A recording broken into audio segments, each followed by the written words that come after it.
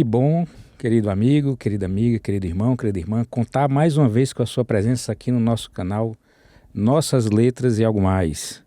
Hoje nós estamos aqui com um podcast todo especial.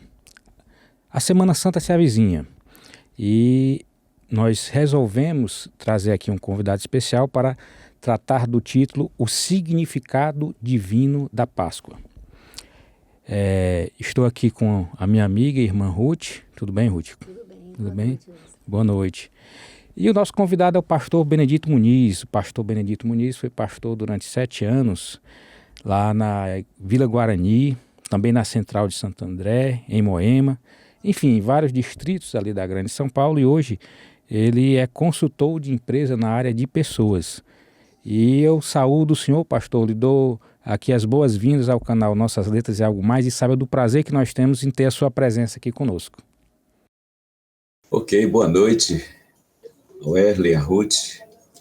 Boa noite aos amigos que estão dando aí o suporte técnico.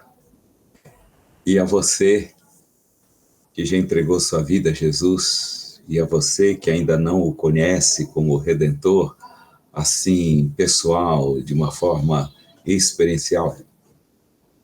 Que esse momento sirva exatamente para olharmos para Ele como o centro da existência e a nossa suprema segurança na vida espiritual e o nosso destino eterno. Amém. Para a gente dar início, eu gostaria de pedir a Ruth que fizesse uma oração. Só queria dizer uma palavra para o pastor Benedito Muniz. É uma grande alegria para mim, pastor, ter você conosco. Você não tem noção, mas eu tenho um carinho muito especial por você, porque é do tempo do Orkut. Nós estávamos numa comunidade discutindo sobre questão de justificação pela fé, a salvação pela graça. E você fez uma explanação e aquilo abriu assim um leque na minha mente. E eu entendi o Evangelho da Graça e nunca mais soltei isso. Então, o seu púlpito virtual ele é mais amplo do que você imagina. Tá certo? Vamos orar? Bondoso Jesus, muito obrigada, Pai querido, por esse momento em que podemos conversar sobre a Tua Palavra. Nos ilumine, nos dê sabedoria, nos use para que possamos, Senhor, cumprir a Tua vontade, a missão do ID, e assim, Senhor, a Tua Palavra alcançar pessoas para o Teu reino. Que o Teu santo nome seja honrado e glorificado. Entregamos, pois, esse momento em Tuas mãos. É o que te pedimos em Teu santo nome, Senhor. Amém. Amém. Amém. Pronto. Como eu falei, o nosso tema de hoje, o nosso título de hoje é o significado divino da Páscoa.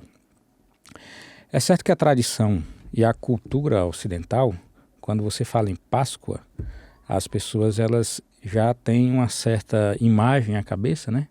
Do ovo de Páscoa, o coelhinho de Páscoa. A gente aqui não tem a intenção nenhuma de ofender nenhum tipo de cultura, mas o nosso objetivo aqui é exatamente trazer para você que nos assiste qual é o verdadeiro significado da Páscoa. Por isso o tema, o significado divino da Páscoa. Só para introduzir, aí eu gostaria de fazer um comentário. Quando a gente estuda o texto bíblico e a história do povo de Israel, nós verificamos que o santuário era o centro religioso do povo. E ao longo do ano, eles passavam, além dos sábados semanais, também os sábados cerimoniais. Esses sábados cerimoniais eram festas. E essas festas eram no total de 7, sendo 4 realizadas, que chamavam festas da primavera, e 3 festas de outono. Festas da primavera, a Páscoa, festa dos pães asmos, festa das primícias, festa de Pentecostes. Festas de outono, a festa das trombetas, expiação e tabernáculos. E cada uma dessas festas ela tinha um objetivo claro. Elas apontavam tanto para o passado, para eventos históricos do povo de Israel, mas também apontavam para o futuro, que era para a vinda do Messias e para tudo aquilo que Jesus faria. Nós vamos hoje tratar da Páscoa, e por tratar da Páscoa, o meu convite é que você abra a sua Bíblia, vá lá no livro de Êxodo, capítulo 12, e nós vamos ler do verso 1 ao verso 15.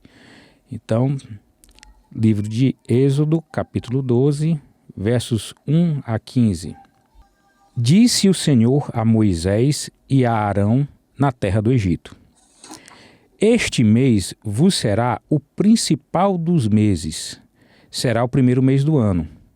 Falai a toda a congregação de Israel, dizendo: Aos 10 dias deste mês, cada um tomará para si um cordeiro, segundo a casa dos pais, um cordeiro para cada família. Mas, se a família for pequena para um cordeiro, então convidará ele o seu vizinho mais próximo, conforme o número de almas, conforme o que cada um puder comer. Por aí calculareis quantos bastem para o cordeiro. Verso 5. O cordeiro será sem defeito, macho de 1 ano. Podereis tomar um cordeiro ou um cabrito, e o guardareis até o 14º dia deste mês. E todo o ajuntamento da congregação de Israel o imolará no crepúsculo da tarde. Tomarão do sangue e o porão em ambas as ombreiras e na verga da porta, nas casas em que o comerem. Naquela noite comerão a carne assada no fogo, com pães asmos e ervas amargas a comerão. Não comereis do animal nada cru, nem cozido em água, porém assado no fogo, a cabeça, as pernas e a fressura. Nada deixareis dele até pela manhã, o que, porém, ficar até pela manhã, queimá-lo-eis. Verso 11. Desta maneira o comereis, com os lombos cingidos, com as suas sandálias nos pés e com o seu cajado na mão. Comê-lo-eis à pressa, é a Páscoa do Senhor. Porque naquela noite passarei pela terra do Egito e ferirei na terra do Egito todos os primogênitos, desde os homens até os animais. Executarei juízo sobre todos os deuses do Egito. Eu sou o Senhor. O sangue, ele vos será por sinal nas casas em que estiverdes. Quando eu vir o sangue, passarei por sobre vós, e não haverá entre vós praga destruidora, quando eu ferir a terra do Egito. Este dia vos será por memorial, e o celebrareis como solenidade ao Senhor. Nas vossas gerações o celebrareis por estatuto perpétuo. E para finalizar, verso 15: 7 dias comereis pães asmos. Logo ao primeiro dia tirareis o fermento das vossas casas, pois qualquer que comer coisa levedada, desde o primeiro dia até o 7º dia, essa pessoa será eliminada de Israel. Pastor Benedito, vamos iniciar aqui esse entendimento, né? Eu vou fazer 3 perguntas em uma. A Páscoa começa aqui, esse é o momento, essa passagem de Êxodo 12, né, dos versos 1 ao verso 15, é o início da Páscoa. O que é que significa a Páscoa e por que os judeus eles celebravam essa festa que é chamada a Páscoa? Muito bem.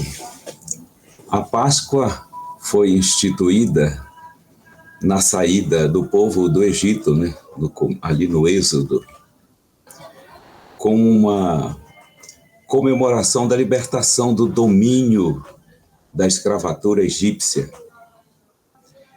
E eles deviam lembrar disso, como nós vamos enfatizar mais para frente, como um memorial prazeroso de uma libertação. É a celebração de um domínio de escravatura para a liberdade. Eles deviam celebrar sempre, consciente de que foi uma intervenção divina na sua vida. Isso tudo tem uma aplicação espiritual para nós de que, se não for pelo braço do Senhor, se não fosse pela atuação divina, nós seríamos escravos do mal, sempre. Porque o que tem que ficar logo definido aqui é que a escravatura do Egito é símbolo da escravatura do pecado. O povo de Israel, sob o domínio do Egito, representa o ser humano sob o domínio do diabo. Faraó representa o inimigo. Seus opressores representam os anjos maus e todos os ímpios que perseguem o povo de Deus. A intervenção divina, tirando-os da terra do Egito, representa a intervenção do Senhor em nossa vida, nos tirando da escravatura do Egito do pecado. E por isso também nós devemos celebrar, desde agora e por todo sempre, essa tão grande salvação. É isso? Tem mais alguma pergunta aí na introdução? Em 1 Coríntios 5:7, Paulo diz que Cristo é a nossa Páscoa. O que isso significa? Ok.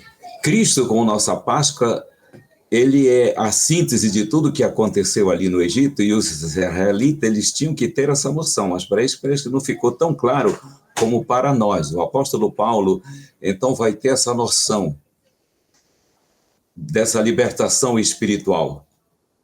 E o Cordeiro Pascal representava Jesus Cristo. Quando ele diz Cristo é a nossa Páscoa, ele está dizendo Cristo é a nossa libertação. Ele é a nossa salvação. Então, salvação é mais do que uma experiência. Na verdade, salvação é uma pessoa, não é? Quando Jesus disse assim ao Zaqueuzinho lá, ele disse, hoje veio salvação a esta casa. Ele estava falando dele. Então, a Páscoa nos lembra exatamente isso, que redenção, salvação, é mais do que uma experiência, é um relacionamento com uma pessoa que é o Senhor Jesus Cristo. Eu acho esse pensamento de Paulo muito bonito. É completamente na contramão do que é a visão que o mundo hoje tem da Páscoa, né? Porque eu vinha agora no trajeto, passou um ônibus e atrás tem aqueles marketing, né? Aquelas propagandas, aí tinha uma garrafa de vinho bem grande e o dizer bem grande, a Páscoa começa aqui, né? Então, assim, é um mundo que diz que coisas, né? É o chocolate, é o coelho, né? Mas elimina completamente a imagem de Cristo, a pessoa do Senhor Jesus Cristo. E isso não é assim tão natural. É como se algo por trás trabalhasse para tirar a imagem de Cristo na centralidade da Páscoa. E interessante, você falou no verso de 1 Coríntios 5:7, eu vou lê-lo aqui, ele diz assim, ó, lançai fora o velho fermento, para que sejais nova massa, como sois de fato sem fermento, pois também Cristo, nosso Cordeiro Pascal, foi imolado. Então, Paulo ele vem apresentando, como o pastor falou, que Cristo ele é a nossa salvação. E o convite é o quê? Lançai fora o velho fermento, ou seja, você sair da vida que você era, do pecado, entendeu? Você agora é uma nova pessoa em Cristo. É como Gálatas 2:20, né? Que já não vivo eu, mas Cristo vive em mim. Então, de fato, como eu falei logo lá no início, é importante a gente... Esse velho fermento incorpora tudo isso, a ideologia, a cultura, tudo isso. É isso, acho que a gente vai tocar lá na frente, mas vamos só adiantar que eles foram convidados a eliminar, tirar o fermento alguns dias antes da libertação.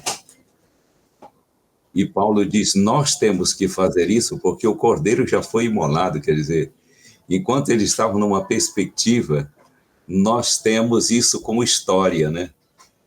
Então, o mundo cristão deve abrir os olhos para isso, que a Páscoa é um convite para centralizar nossa mente em Cristo. Então, Ruth, você está dizendo que parece ter uma intenção por trás de todo esse esse desmantelo aí da Páscoa, e tem uma mente. Aquele querubim caído, ele busca distorcer isso para que seja apenas um feriado, né? E um feriado para muitos se envolverem com o fermento que é o pecado, né? Símbolo do pecado. Verdade. Pastor, o texto bíblico ele é cheio de detalhes, né? Então, quem de fato observa esses detalhes, algumas coisas chamam a atenção. Por exemplo, no verso 2, lá do capítulo 12 de Êxodo, ele diz o seguinte: esse mês será para vós o princípio dos meses. Este vos será o primeiro dos meses do ano.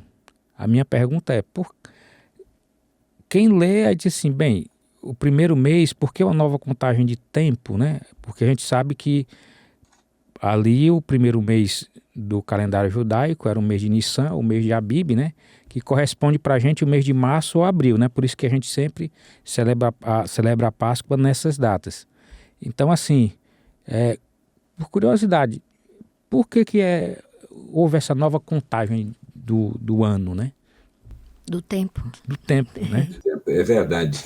Isso significa que a intervenção divina na vida deles representava uma nova contagem de tempo a partir dali. E isso é muito forte porque, para nós, representa o nosso encontro com o Senhor Jesus, a nossa libertação do domínio do pecado, é uma nova vida. Ele nos salvou para a novidade de vida. Uma nova contagem, na verdade, nós temos o nosso nascimento natural e o espiritual. O ideal é que nós festejássemos esse encontro com Jesus sempre. E o comando divino é o seguinte, é nova vida daqui para frente.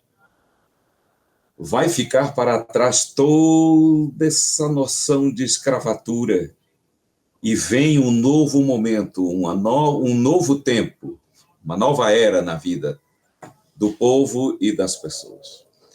O Senhor Deus queria isso para Israel, e eles pegaram, mas não parece não terem pego isso na essência. Mas para nós fica esse mandamento do Senhor, não é uma dica simples, não. Ele diz, a intervenção minha na vida de vocês representa uma novidade de vida. Pode começar a partir daí. Por isso que o Evangelho sempre tem esse contraste. Eu era cego, agora vejo, estava perdido, foi achado, era das trevas, vim para a luz. Essa noção, Paulo vai falar isso de antes e depois, outrora e agora. É isso que quer dizer aí o verso. Uma nova vida, uma nova contagem. Então, se nós tivéssemos que priorizar o nosso aniversário, seria a partir do encontro com Cristo. A data da nossa conversão, que às vezes a gente não sabe dizer direito, mas quem sabe idealizar aí. Eu lembro que na minha infância tinha a oferta chamava oferta de natalício, a oferta de aniversário. Mamãe era muito atenta a isso, a gente falava, você está fazendo aniversário, você vai dar essa ofertinha, em gratidão a Deus pela vida, lindo. Mas se nós tivéssemos uma noção de festejar o nosso encontro com o Senhor Jesus, seria melhor. Isso a Páscoa nos lembra disso. E Deus parece muito minucioso, né, quando na instrução dele, porque aqui no verso 3, ele diz assim, ao 10 deste mês, cada um tomará para si um cordeiro segundo a casa dos pais, um cordeiro para cada família. E se a família for pequena para um cordeiro, então convidará ele o seu vizinho mais próximo, conforme o número de almas, conforme o que cada um puder comer, pois aí calculareis quantos bastem para o cordeiro. Esses detalhes, pastor, são só detalhes ou tem alguma mensagem, alguma razão importante para estar aqui registrado assim esses detalhes? Porque simplesmente Deus podia dizer, prepare o cordeiro, pronto, né? Mas por que direcionar assim, um por família E se ainda for a família for pequena, convide seu vizinho. Tem alguma explicação? Tem alguma razão? Tem sim. O Senhor Deus, quando Ele idealizou família, Ele queria que fosse dentro do seu povo, de modo especial, que fosse uma miniatura do seu reino. Tu e a tua casa, é sempre repetido isso ao longo da história da redenção. Isso chama-se o evangelho compartilhado. Há muitas pessoas que apostam que elas podem viver para Jesus sozinhas. Podem e devem, se estiverem à beira da morte e não tiver mais alguém por perto, se ela estiver numa situação de absoluta solidão. Fora isso, o evangelho é para ser compartilhado em família e com os outros. Aqui nós temos o foco da missão. Há um pensamento que diz assim: todos aqueles que se entregam a Jesus, eles brota no coração deles um profundo desejo de dizer aos outros quão bom amigo eu encontrei em Jesus. Então, essa é a mensagem da missão, sabe? Nós não podemos perder isso. Se perdermos isso, o Cristo, a nossa Páscoa, não vai ter muito sentido, ela é individualmente, é coletiva. Eu acho que tipologicamente seria como se representasse hoje a nossa Santa Ceia, né? Também, né? Porque é o momento que a gente tem também ali de perdão de pecados, né? Isso. De renovação, de comunhão. Você trazer as pessoas, você estar ali com toda a congregação, é mais ou menos isso aqui também, né? Você dividir aquilo que você recebe, a alegria que você recebe, de você ter esse encontro com Jesus, de ter a sua conversão, e você dividir com os outros essa alegria também, né? Agora, interessante, vamos dar uma pegada melhor nesse texto aí. Isso significa que o compartilhar do Evangelho é fundamentalmente compartilhar a pessoa de Jesus. Olha, nós temos Porque aqui o que é compartilhado é o Cordeiro, né? É o Cordeiro. Então, nós temos muitas coisas a compartilhar como missão. Nós temos doutrinas, nós temos princípios de vida, nós temos condutas. Tudo isso que a gente chama de doutrinas interessantes e bíblicas, elas são periféricas ao centro daquilo que nós temos que compartilhar. Alguns dizem assim: eu não sei como pregar o evangelho, porque eu não tenho domínio de palavras, eu não sei, eu compreendo as doutrinas, eu vou me embaraçar todos. Jesus disse: compartilhe o Cordeiro. Deixe que ele tenha um pensamento de Jesus em João 14, 23, ele diz assim: quem me aceita, eu garanto, o Pai e eu viremos e faremos morada nessa pessoa. Isso significa que a deidade habita naqueles que recebem o Cordeiro de Deus. E tudo que eles vão compartilhar, na verdade, quem compartilha é a deidade. Por exemplo, quando você sorri, você que tem Cristo no seu coração, não é você quem sorri, é a divindade através de você.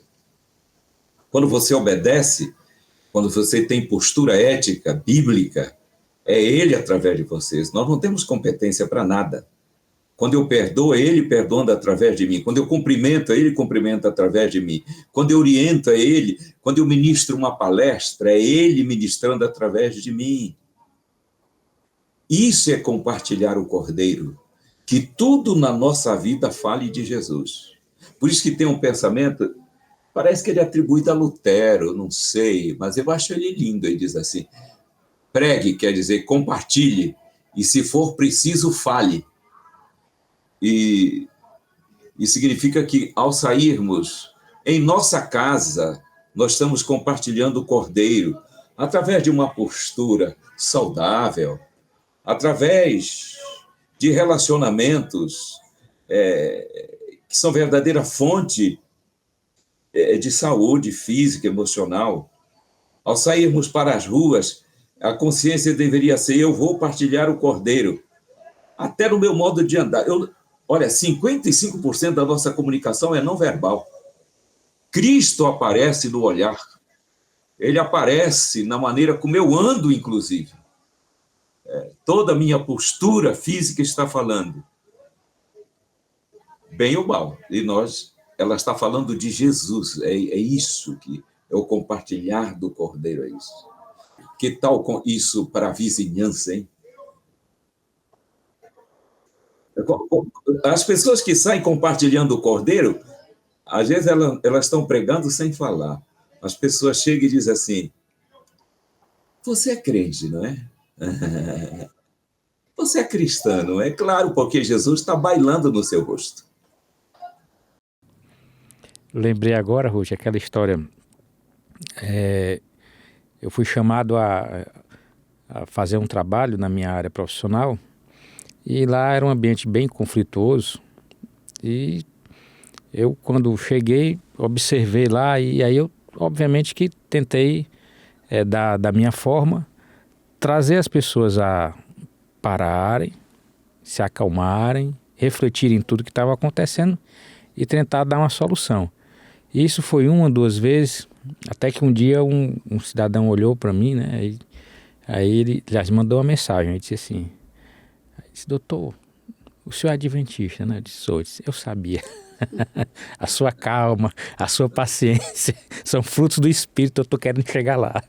Eu acho que o certo seria dizer, você é cristão, né? Isso, porque nem todo adventista é assim, calmo. Não, mas é porque ele viu lá no meu perfil do Instagram, aí eu coloquei os número 7, né? Aí ele pegou e fez a ligação e acabou fazendo a pergunta. Mas é isso mesmo, é isso mesmo. É aquilo que o apóstolo Paulo diz, né? Não mais eu, mas Cristo vive em mim, né? Isso. Lindo hino. É verdade. Pastor, versos 5 e 6 do capítulo 12, diz que o cordeiro tem que ser sem defeito, tem que ser macho, guardado até o 14º dia e só ser morto à tardinha, no crepúsculo. Isso tem uma representação que as pessoas acham que é só uma ordenança de Deus, mas isso tem um significado. Não é isso mesmo? É sim, porque o pecado entrou por Adão, no sentido de que Adão foi absolutamente consciente. Eva foi enganada, foi uma entrada assim, vamos dizer, meio que culposa, não tão dolosa. Então, Adão não. Adão, ele fez consciente, foi um pecado de rebelião o de Adão. Ele consciente, ele troca Jesus por uma outra proposta. Por isso o cordeiro tem que ser um macho, representando exatamente a figura masculina responsável pela entrada do pecado no mundo. Por um só entrou o pecado, diz Paulo, lá em Romanos 5. Perfeito. Ele tinha que ser perfeito porque representava Jesus, não é? E por que ele tinha que ser guardado até o sacrifício? Isso representa a vida perfeita de Jesus, até a cruz. Quando a cruz está se aproximando, ele diz assim, aproxima-se o príncipe deste mundo, e ele nada tem em mim, porque o Senhor Jesus foi guardado. Pensa como foi essa proteção, anjos ao seu lado, uma mãe maravilhosa. Ele foi guardado pelo Espírito Santo, porque até os 12 anos ele nem tinha noção de quem ele era. Ele vai ter noção quando no templo ele começa a ver aquele sacrifício e aquilo foi abrindo a sua mente. E ele veio tendo noção de que tudo aquilo apontava para ele. Por isso ele assume ali os negócios do Pai, que é a nossa redenção. E ele encanta os doutores. E ele volta para casa e a Bíblia diz que ele foi obediente aos seus pais. ele foi leal à lei divina e nunca pecou, diz a palavra de Deus. Ele foi guardado, o Cordeiro de Deus foi guardado. Ei, eu acho isso maravilhoso, porque quando a gente estuda Jesus assumindo a nossa causa, a gente tem que perguntar por que ele não pecou. Nós só vamos ter uma resposta, porque ele nunca se separou do Pai. Mas como pode um ser humano meter o pé na pocilga aqui onde a gente estava, calçar nossos sapatos, experimentar nossos sentimentos e mesmo assim não pecar? Aliás, deixa eu falar um pouco desse período aí do separado até o Holocausto. E isso aqui eu acho lindo. Eu tenho pregado sobre isso de uns 2 anos para cá. Jesus, ele nos assume. Assim como nós estávamos em Adão, por isso Adão pecou contra a humanidade, porque geneticamente todas as nações estavam nele. E quando ele peca contra todos. Ok? Nós estávamos então inseridos em Adão. Jesus vem e nos assume como o segundo Adão. E tudo que vai acontecer na sua vida não é isolado de nós. Nós estamos inseridos nela. Por isso, quando ele morre, ele nos substitui. Mas quando ele vive, é assim, ó, Cristo morreu por nós, é substituição. Como se fosse nós, é inclusão. Ele nos substituiu e nos incluiu em toda a sua vida. Toda a vida de Jesus, nós estávamos nele. Isso que eu quero destacar. Esse período até a execução, ele está protegido e ele está nos conduzindo num processo de vencer o pecado. Por isso que a vida de Jesus, ela é tão importante para nós como a sua morte. Olha aqui, na sua morte nós vamos encontrar perdão. Na sua vida nós encontramos poder. Segura isso aí. Quando nós precisamos de poder, nós olhamos para a cruz. Quando nós precisamos de poder, nós não olhamos para a cruz, nós olhamos para a vida. Assim, a salvação, que a quitação dos nossos pecados na cruz, nos pertence. Mas as vitórias de Jesus, nesse período, até o sacrifício, nos pertencem. Por isso que a Páscoa, ela propõe isso de forma muito plena, né? Em Jesus nós não temos apenas providência de perdão, nós temos providência de poder. Perdão por sua morte, poder pela sua vida. Ele vence o pecado na carne. É isso que significa esse período aí até o Holocausto. É por isso que nós nos tornamos inexcusáveis, né? Não tem desculpa. Ele fez o necessário mesmo para que todos fossem salvos. Ali na cruz do Calvário, Jesus realmente passa uma régua, iguala todo mundo e salva todo mundo. A questão é o que a gente faz com essa salvação, se aceita ou rejeita, né? Então, na verdade, pastor, a gente pode entender que Deus não tira, não exclui ninguém da vida eterna. É o próprio ser humano que se exclui, né? Porque ali na cruz há um processo de inclusão total. Total. Você chega com o seu pecado. Você não faz nada. É uma obra 100% de Deus. Garantida. Então você chega ali com seus pecados, do jeito que você é, com sua vida torta, aceita aquela salvação ou rejeita. E é isso que define realmente a vida eterna para alguém, né? É isso. Jesus falou muito bem disso em João 3, ali 17 a 18, e diz assim, 19, e diz: a condenação é esta, que a luz veio ao mundo, mas muitos não querem.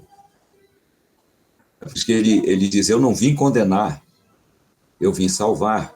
Por que ele não veio condenar? Porque condenada a raça humana já estava. E porque condenar não faz parte do seu caráter. Ele veio salvar. E ele salva quando ele quita a nossa dívida na cruz. Isso ali está confirmada, porque é desde a eternidade. Então, Páscoa é uma oportunidade para afirmar nossa confiança em que nós nos entregamos a Jesus e aproveitar a oportunidade para quem ainda não fez se render ao Salvador, aceitando o seu perdão, que é oferecido. Vamos falar um pouco disso mais depois. Aqui no verso 7, diz assim: pegarão um pouco do sangue e o passarão nas duas ombreiras e na viga superior da porta, nas casas em que o comerem. Qual o significado disso? Por que colocar nas ombreiras, né? Por que é preciso assinalar naquela porta que ali o cordeiro foi morto, né? Por sua vez, o verso 13, ele diz que o sangue nas casas seria o sinal. Sinal de quê? Também diz que Deus passaria por cima das casas marcadas. Qual é o significado de tudo isso? O significado chama-se aplicação. Aplicação dos méritos de Cristo. Aplicação na vida. Assim, que nós temos Cristo como salvação, como providência é uma coisa. Salvação como dinâmica na vida é outra coisa. Eu posso até entender que Jesus é o meu Salvador como providência, o cordeiro morto. A aplicação do sangue é dizer, eu quero esses méritos na minha vida.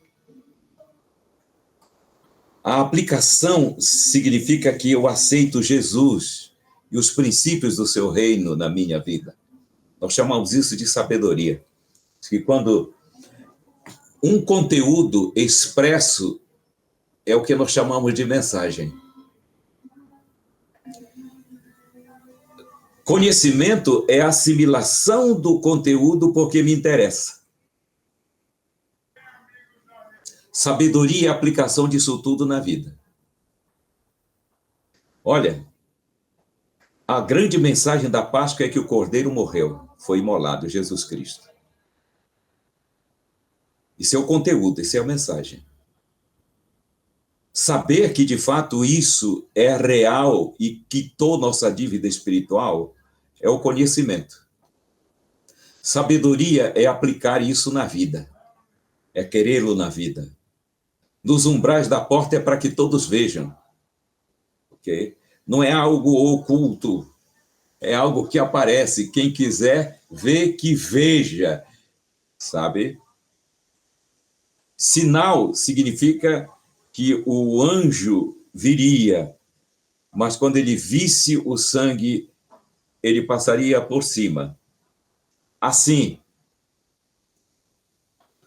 tem um pensamento de Paulo que diz assim, o Senhor conhece os seus, ele conhece. O Senhor sabe quando o sangue foi aplicado na vida, os méritos de Cristo aplicados na vida. Isso significa que todo mundo vai ver. Igual como olhasse para aquelas portas, aqueles umbrais, viriam ver no nosso rosto, como a gente já falou. E o anjo do castigo viria e quando ele visse aquilo, ele passaria por cima. Exatamente isso que é a Páscoa. Páscoa é passagem. Não é só passagem de uma experiência de escravatura para a liberdade. Não é apenas a passagem de uma nação escrava para uma nação livre. Páscoa é a passagem do Senhor Deus sobre uma vida que aceitou Jesus. Eu gosto de uma expressão de Jesus Cristo, acho que é João 5:24, ele diz assim, quem me aceita não entrará em juízo. Quer dizer, ele passa por juízo, mas está livre, porque ele passou da morte para a vida. É essa a segurança que o cristão tem que ter. que o sangue de Cristo aplicado na vida, isto é, a recepção do seu perdão, eu quero isso, significa segurança. Eu estou livre da morte. Diz que a gente perguntasse assim, em todas as casas no Egito havia morte? Claro que muitos vão responder, não, na casa de Israel não houve morte. Houve sim. Em todas as casas houve morte. Os primogênitos em muitas casas dos egípcios. E na casa do povo de Deus, o cordeiro. Tem 2 tipos de morte que contemplam o ser humano. A morte juízo e a morte substitutiva. É nessa que nós apegamos. Ok? Então, a aplicação do sangue é isso. Seria o sinal. Diz que o Senhor Deus sabe quem são os seus, aqueles que aplicaram o sangue na vida. E nós temos que ter certeza disso, né? Deixa eu fechar esse pensamento até como uma demonstração. Vocês acham que vai ter muita gente no dia final, no juízo final, com muito conhecimento, mas sem sabedoria? É diferente, há uma diferença muito grande entre sabedoria e conhecimento, né? O conhecimento, eu posso ter todo o domínio teológico da doutrina da salvação, mas está perdido, se eu não trouxe para a vida. Então, se o israelita ousasse não aplicar o sangue, ele seria morto. Porque Jesus morto, salvação provida, mas não aceita, é condenação. Por isso que o apelo da Páscoa é: confirme que sua vida está nas mãos de Deus. Ou então, aceite esse perdão que flui do Cordeiro de Deus. Me lembrei agora aqui da história daquele general assírio, né, que tinha que mergulhar 7 vezes, né? E o soldado dele diz assim, quando ele quer desistir, se o profeta tivesse pedido algo mais difícil, você faria, né? E isso que é tão fácil, você não quer fazer. De certa forma, a salvação, ela, provida por Deus, resolveu tudo, né? Para nós é só aceitação, né? E a perdição realmente é uma coisa ilógica. Diante de tanta facilidade para a salvação. É ilógica. É você amar mais você mesmo, com as coisas que são suas, a sua natureza, realmente do que aquilo que Deus deseja para nós, para a nossa vida, né? Aquilo que representa, tudo aquilo que representa Cristo. Realmente é muita falta de sabedoria mesmo, é uma questão de falta de sabedoria, dizer não para tão grande salvação. Olha, essa questão que a gente pensa assim, o Evangelho, a boa notícia é Jesus, morreu por nós.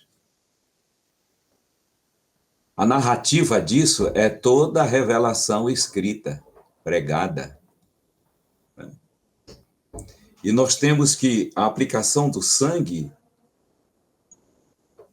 representa, na verdade, um contato, um entrar numa relação com o Evangelho, mais do que com a narrativa dele. O Cordeiro, olha aqui, o Cordeiro morto representa o Salvador que virá. Esse papo eles tiveram na casa deles. Isso é a narrativa. A narrativa em si, ela é linda. Mas se ficar só nela, muitas pessoas estarão livres. Vai ter muita gente, vai ter muito teólogo no inferno com a cabeça cheia de teologia, mas nunca chegou a Jesus. Tanto é que Jesus mesmo diz, né? Muitos dirão, não foi no teu nome que professamos, foi no teu nome que expulsamos demônios. Quer dizer, ele não estava se referindo a pessoas que eram ateus, né? Ele estava se referindo a pessoas que estavam dentro da profissão de fé, né? Praticando, né? o evangelho realmente é algo bem prático mesmo, né? Você falou aí do Naamã, e é verdade. Os caras disseram, ó, se ele te pedisse uma coisa difícil, você não faria? Eu faria. Pois é, até o diabo pede coisas difíceis e as pessoas fazem. Se arrastam pelo chão, e elas carregam cruz, e elas pagam penitência, elas se auto-chicoteiam. Se desumanizam também, né? Isso. E aqueles rapazes do Naamã, eles estavam pregando o evangelho. E falei, está te mostrando uma coisa tão simples. O evangelho vamos dizer assim, ele é simples pelo fato de que foi provido por Deus, né? O cordeiro foi morto, aplica o sangue. Verdade. Eu tenho uma pergunta a lhe fazer. Tá fora aqui desse texto aqui. Ele, na verdade, é uma pergunta que se refere ao que está lá em Números 21, 8, 9, quando Deus, os hebreus começam a morrer, né, pelas picadas das cobras. Então Deus manda Moisés erguer uma haste e colocar uma serpente, né? Se a salvação, se a morte... Eu não sei se essa haste representa a cruz. Se tinha alguma representatividade, alguma simbologia da cruz. Mas por que a palavra... Deus diz assim, se vocês olharem para a serpente... como que a gente pode... Porque dentro da simbologia da Bíblia, quando ela coloca Jesus, é Jesus o cordeiro, Jesus o leão, né? O leão da tribo de Judá. Mas e nenhuma outra tem vinculando Jesus à serpente, né? Por que essa ordem dele olhar para a serpente, se a provisão de toda e qualquer vitória sobre maldição, sobre morte, é sempre ligada a Jesus? Por que a serpente? Interessante, né? Porque a gente fala em serpente, é o diabo, a antiga serpente, né? Por que Jesus se compara a isso? Mas é um comparativo de Jesus com a serpente nessa passagem? Exatamente. Ele disse, assim como Moisés levantou a serpente do deserto, eu vou ser levantado. Então, ela era uma simbologia de Jesus Cristo. Em que sentido? No sentido de que ele assumiu a nossa semelhança, ok? Ele desceu até nós. E a serpente de bronze simboliza Jesus porque ela representou a salvação. Os israelitas estavam envenenados com a picada da serpente, mas uma serpente de bronze jamais é envenenada. Não tem como contaminar um metal. Então, essa resistência, essa resiliência, essa pureza de Jesus é representada pelo metal. A semelhança da serpente é uma semelhança de nós, não é com o diabo, ele se assemelhou a nós. Na minha mente agora coube. Coube, porque eu tinha muita dificuldade com esse texto, sabe, pastor? Eu até pensava assim, de repente é porque ali em Gênesis 3 está dizendo que ele seria mordido no calcanhar, mas ele esmagaria a cabeça da serpente. Então, como a cruz, ele se fez maldição, né, por conta dos nossos pecados ali naquela cruz, aquela serpente talvez significasse a maldição, né? Que por conta do pecado, a perda da vida por conta do pecado. E ali seria a vitória. Olhe para a serpente, mas lembre-se que ele vai esmagar a cabeça, né? Mas aí coube, quando você coloca nesse sentido aí, a serpente não seria Satanás, mas seria nós, a nossa natureza. Exatamente. Eles olhavam para o chão, só tinha serpente mordendo.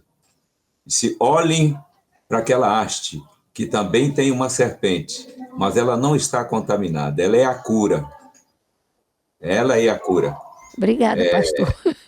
Aí você ele teve semelhança conosco, mas sem ser contaminado. Jesus Cristo nunca experimentou o pecado. E essa serpente de metal, ele disse, e eu também, quando for levantado da terra, eu vou atrair as pessoas a mim. A arte realmente representava o martírio da cruz. É aquilo. Como entender que Jesus foi sem pecado? Como? Se ele se assemelhou a nós? Porque ele nunca se separou do Pai, eu falei.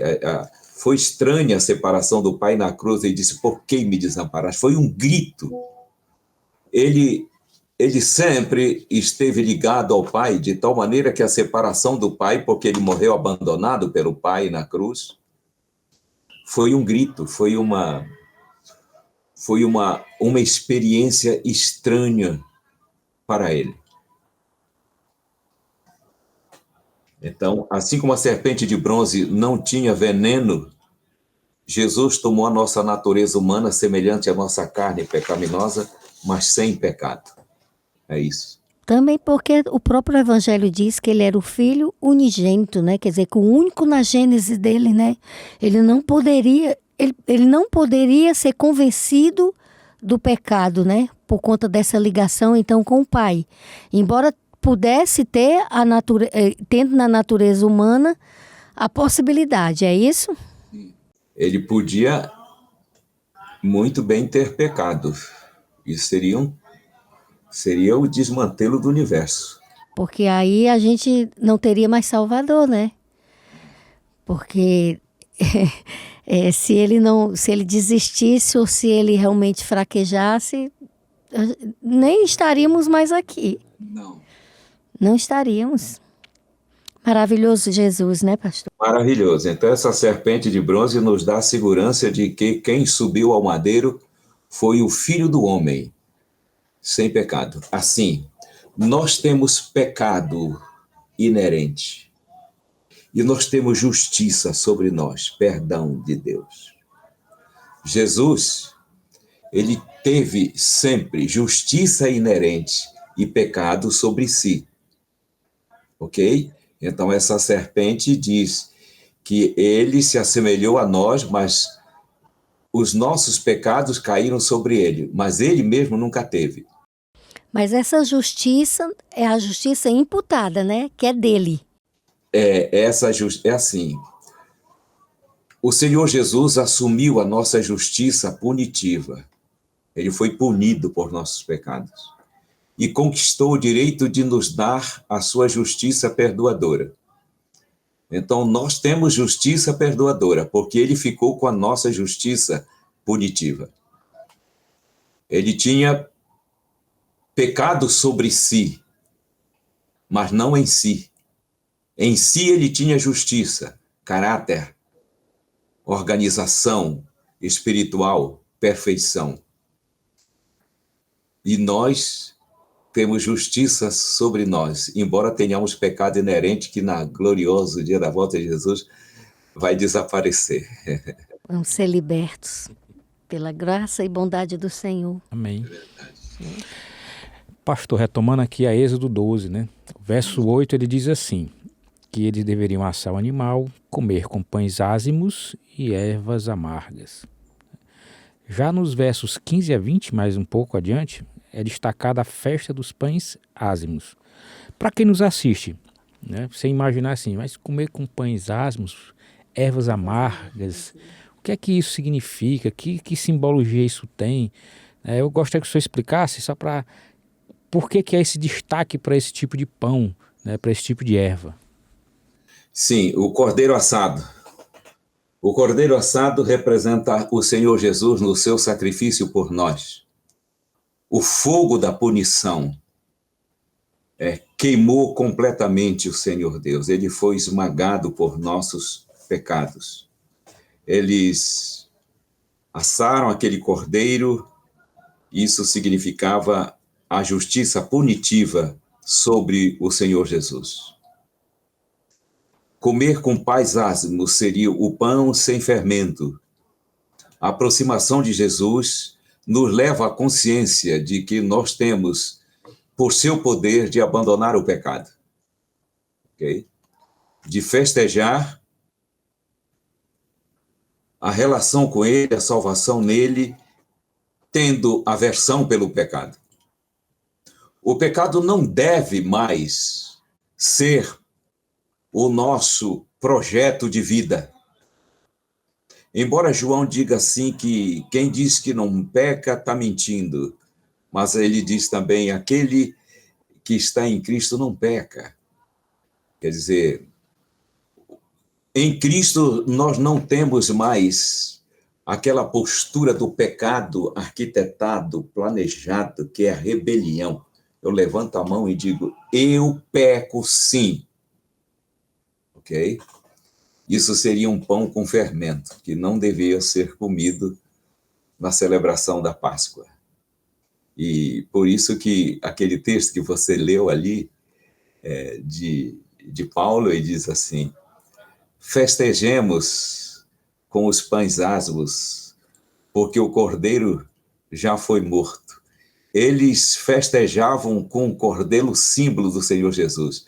Nós festejamos olhando para o passado, ele já foi morto.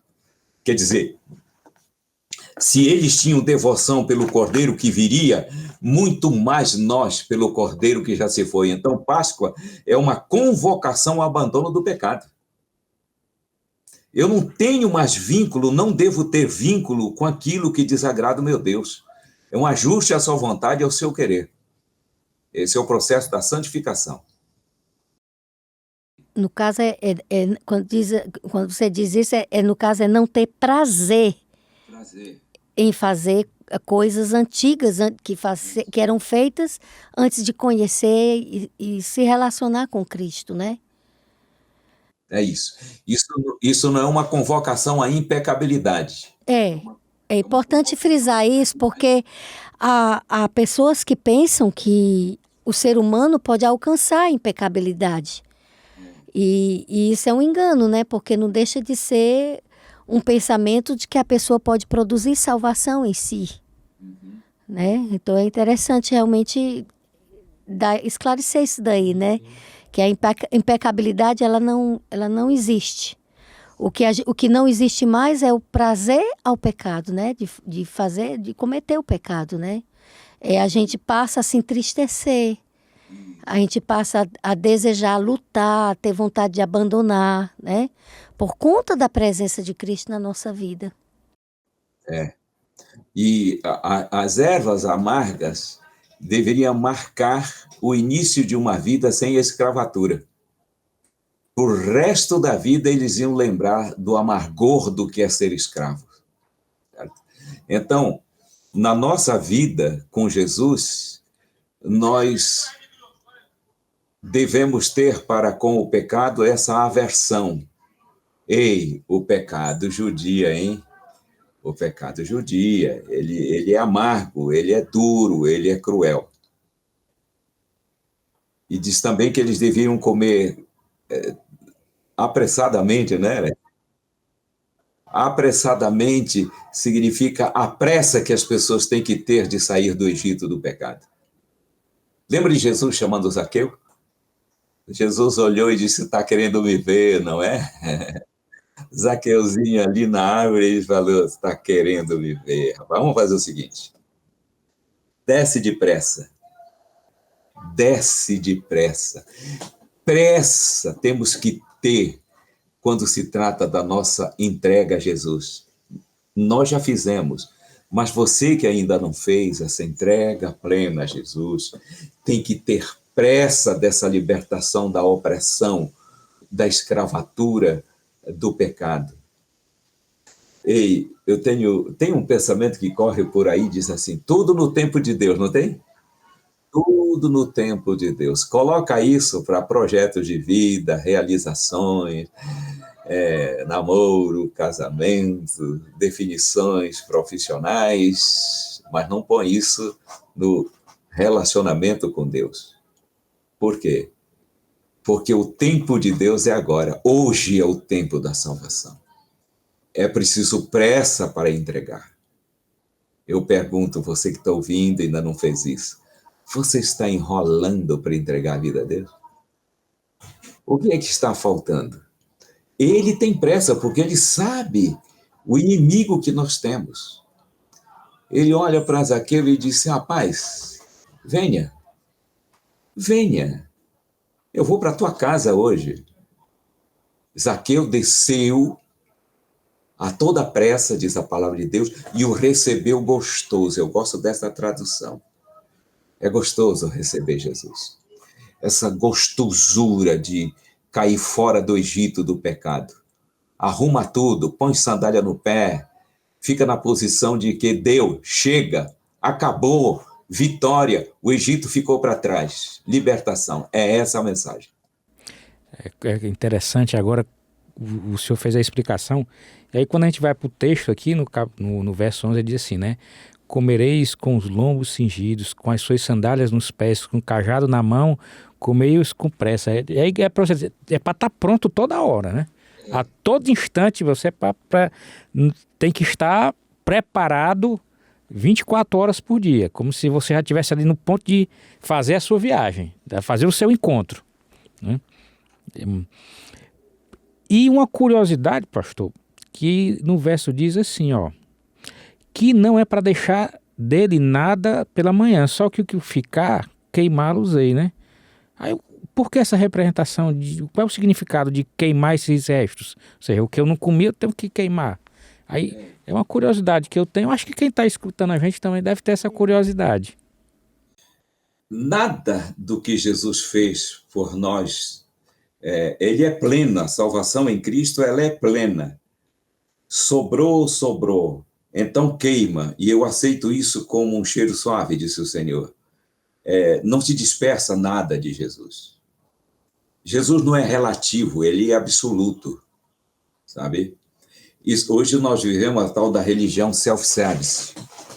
Eu pego isso aqui, pego isso daqui, do budismo eu pego isso, do confucionismo eu pego aquilo, do cristianismo eu pego isso, do judaísmo eu pego... Eu faço esse prato desprezando aspectos. Claro que tem cristão hoje que ele quer dizer, eu quero de Jesus isso, mas não quero aquilo. Queimar significa que tudo em Jesus é pleno. Sua vontade, o seu querer, suas revelações. Não tem nada que eu possa desprezar. Queimar significa que nós estamos consagrando e reconhecendo que tudo aquilo é dele. E recebe o Senhor Deus isso como um cheiro suave. Eu não tenho o direito de descartar certos aspectos do que Jesus conquistou para mim. Essa oferta é aquela mesma ofertas queimadas, é? É a mesma coisa, é? A oferta queimada representava a entrega plena do Senhor por nós, é isso. Ah, certo. No verso 14 fala que a Páscoa seria um memorial. Isso significa, qual a extensão desse memorial? O que significa ser um memorial? Eles teriam que lembrar sempre que eles foram salvos por uma intervenção divina.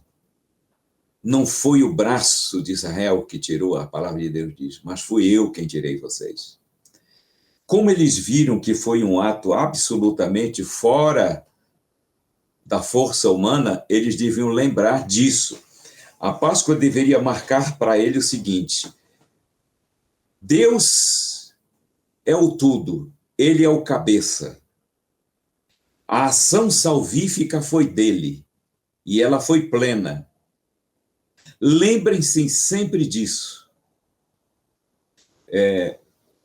Quando o Senhor falou com Noé depois do dilúvio, ele diz assim, eu vou colocar o arco-íris para que você lembre do que eu estou falando. Deus sempre deixou esse memorial da sua atuação salvífica. Então, a Páscoa para eles seria uma lembrança da libertação, mas uma libertação absolutamente sobre-humana, poderosa. Lembrem da redenção. Era isso que o Senhor queria dizer. Que eles não pertenciam mais a Faraó, que eles pertenciam agora a Deus. Eles teriam agora que ter essa noção de que ele era o seu Deus e eles eram o seu povo. Então, sempre a Páscoa deveria lembrar para eles essa ação salvífica de Deus. O quando ele vai pronunciar a lei, ele diz assim: eu sou o Senhor teu Deus que te tirei da terra do Egito, da casa da servidão. Lembrem-se disso sempre. O que isso quer dizer?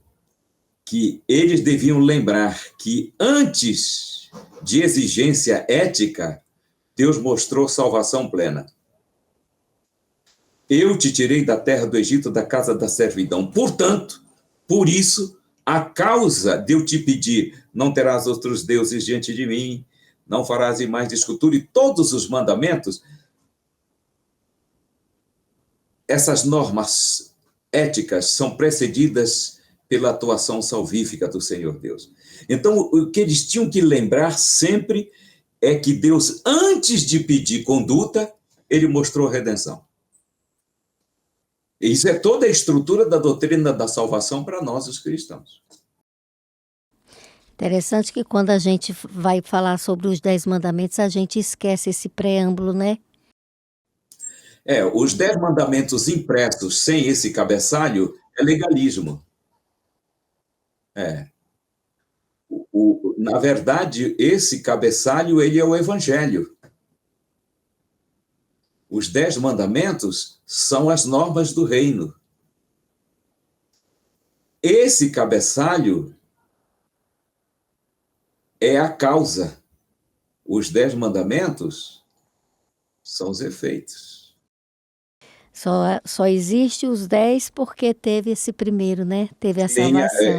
O Deus nunca pede obediência sem salvar. E é isso que a Páscoa devia lembrar para eles. Vocês só são chamados a não viverem como outros povos, porque eu tirei vocês. Acho que é o Salmo 105, por aí, 40 e pouco, diz assim: eu tirei vocês do Egito para que vocês guardem meus mandamentos. Primeiro eu tirei, para que vocês guardem. Por quê? Olha aqui. Porque no Egito, eles não podiam guardar os mandamentos. No Egito, a lei é de Faraó. No Egito, é chicote no lombo e não tem como obedecer a outros deuses, senão aqui.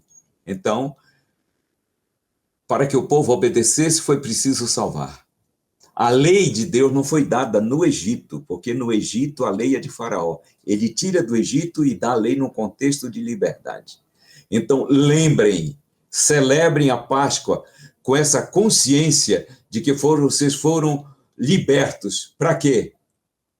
Não para libertinagem. Vocês foram libertos para obedecer. Israel nunca pegou esse lado ético, porque eles sempre queriam mostrar serviço, quando a libertação já tinha acontecido. Então, como memorial, houve uma extensão para dentro do próprio cristianismo, né? Porque a gente até agora tem falado do povo hebreu, né? A questão dos judeus e tudo. Mas hoje, como que se deu essa perpetuação, como se perpetuou dentro do cristianismo esse memorial da Páscoa, o significado, o aprendizado, a experiência da Páscoa, como que se perpetuou dentro do cristianismo? Porque não é uma coisa deles, é uma coisa nossa. Jesus perpetuou a Páscoa através da Santa Ceia. A Santa Ceia é a perpetuação da Páscoa. Ele diz: aqui está o meu sangue e aqui está o meu corpo. Ele diz: fazer isso em memória de mim. Porque quando vocês fizerem, vocês estão anunciando a minha morte em perspectiva da glória eterna na volta de Jesus. Segurei. Então ele diz: quando a gente participa da Santa Ceia, a simbologia é forte. Assim como aquele pãozinho e aquele cálice de vinho, ao serem ingeridos, eles vão pelo processo de distribuição, dominar o nosso corpo inteiro com seus nutrientes, assim também Jesus habita em nós plenamente. Cada gens, cada célula, as partículas mais ínfimas do ser, todo sangue, todo esqueleto, todo ser bio, psico, sócio espiritual é dominado por ele. Desse modo, a Santa Ceia lembra que o Cordeiro de Deus morreu. E aqui vale um chamado a nós cristãos. Nós nos aproximamos da ceia com consciência de salvação. Nós vamos ali celebrar a nossa salvação. Ei, há cristãos que dizem assim, eu não vou tomar ceia. Eu não estou em condições de tomar a ceia. Então não é cristão. Você, então não se entregou a Jesus, ainda não experimentou redenção. Esses crentes que não querem partilhar da ceia, eles estão dizendo, o pecado para mim é superior ao Cordeiro de Deus. Eu prefiro o pecado e não a ti, Jesus. Ele está rejeitando o Cordeiro. O Cordeiro está morto, mas ele nunca aplicou na vida o seu sangue. Eu sou viciado em Santa Ceia, não posso ver uma que eu já vou. E a Santa Ceia nos lembra também do servir o outro. Quando te lava os pés, estou dizendo, eu sou teu servo, eu quero te servir, meu irmão. E ao participar dos símbolos, nós queremos que Jesus domine plenamente a nossa vida. Agora ele disse assim, a Santa Ceia, substituindo a Páscoa, ela projeta o futuro e diz assim, toda vez que beberdes, vocês estão dizendo que eu vou beber com vocês outra ceia no reino do meu Pai. Então, olha que coisa linda.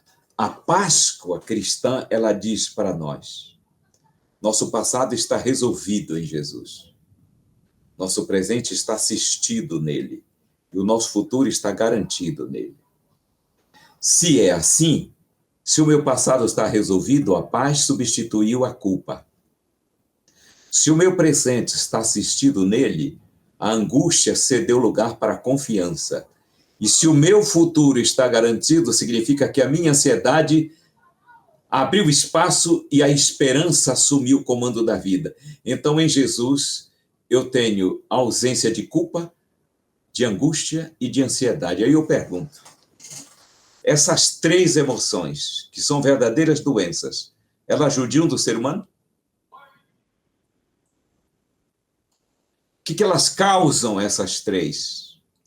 Quantas patologias vêm a partir dessas três? A culpa mata, né? Destrói, né? A culpa mata, chicoteia. Então, celebrar a Páscoa é entrar nesse...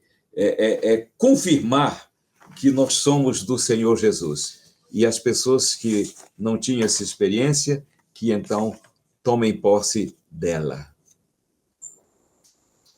É quando as pessoas dizem Feliz Páscoa, o que elas querem dizer? Bom feriado? Quando a gente diz Feliz Páscoa para o irmão, eu estou dizendo o seguinte, Deus seja louvado porque você tem passado resolvido, presente assistido e futuro garantido. O Cordeiro morreu e você aplicou o sangue. Você celebra a sua morte como a redenção e celebra o dia glorioso da sua vinda, sem medo. O pastor falou, e aí eu faço um convite a quem está em casa, para que você vá no Evangelho de Mateus, a partir do verso 17, no Evangelho de João 13, no Evangelho de Lucas 22, 7, esses três evangelhos, eles apresentam Jesus convidando os seus discípulos para que eles fizessem a última cerimônia de Páscoa, né? E aí tem todo um contexto nesses evangelhos mostrando como foi a preparação, explicando a questão do lava-pés. Tem toda uma tradição também, que eu acho que não é o caso aqui, mas a gente observa ali o seguinte, o contexto dessas passagens mostra que ali estávamos no primeiro dia do primeiro mês do ano judaico, no 14º dia do primeiro mês, Jesus convidando os seus discípulos a fazer a cerimônia de Páscoa, e a partir dali você observa que em cima daquela mesa estava ele, Cristo, o Cordeiro de Deus, em cima da mesa o vinho como representação do sangue, o pão como representação do corpo dele. E ali o tipo se encontrou com o antitipo, né? E a partir daquele momento, todos aqueles sacrifícios que houveram, eles não tinham mais sentido de existir. E aí a gente entende que o convite da verdadeira Páscoa, na acepção de um conceito bíblico, um conceito espiritual da Páscoa, é exatamente essa, de você ter esse encontro com Jesus, de você aceitá-lo como seu Salvador, e você, a partir dali, você se tornar uma nova criatura.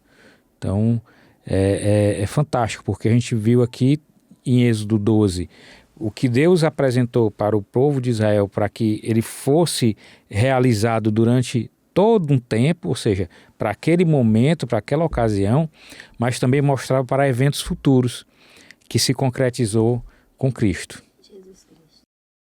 Toda a Escritura se centraliza nele, né? Tudo é por ele e por causa dele. Então, todo o Evangelho, toda a profecia, tudo está centralizado em Jesus Cristo. Não é à toa que ele diz que vai passar tudo, profecia, tudo, mas o amor, ele permanecerá, né? Porque Deus é amor. Ele não contém amor, ele é amor. E Jesus é a maior expressão da presença de Deus para o ser humano, para a humanidade.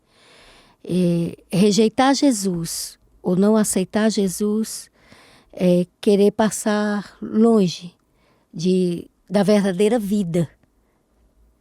Porque não há vida sem Jesus.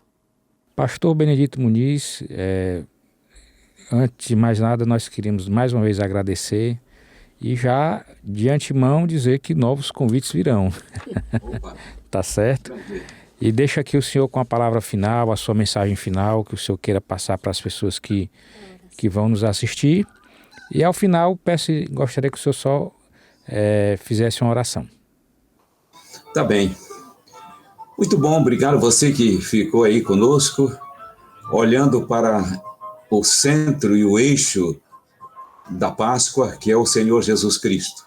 Como Paulo disse, ele é a nossa Páscoa, significando que é mais do que uma contemplação externa. Jesus mora em nós, ele habita em nós, ele conduz a nossa vida.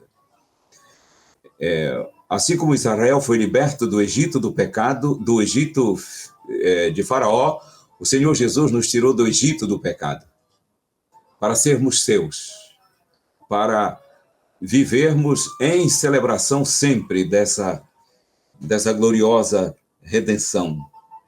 E hoje, estar no culto na igreja, nós cantamos aquele hino que diz assim: louvamos-te, ó Deus, pelo dom de Jesus, que por nós, pecadores, foi morto na cruz. Assim que a Páscoa é o maior motivo de nosso louvor, que é o que Deus fez. Nós adoramos Deus por aquilo que Ele é. Ele é amor, por isso nós o adoramos. Ele é justo, é eterno, é poderoso, por isso nós o adoramos. Ele nos tirou do pecado, sim, das trevas, sim, por isso nós o louvamos. Então, que a nossa vida seja de adoração e louvor para a glória do seu nome. Vamos orar? Ó Pai Santo, em nome do Senhor Jesus, nós te adoramos e te louvamos, porque o Senhor, no seu amor, nos tirou do Egito do pecado. Porque o Cordeiro Pascal veio, morreu, pagou nossas dívidas e nos ofereceu perdão, o Senhor Jesus Cristo. Porque pelo poder do Espírito Santo nós confessamos pecados e recebemos perdão. E nós estamos nessa caminhada, testemunhando de ti rumo ao glorioso reino de glória. Que assim seja na vida de cada um de nós. Que nunca venhamos mais a nos perder. Até ver o teu rosto, em nome de Jesus. Amém. Amém.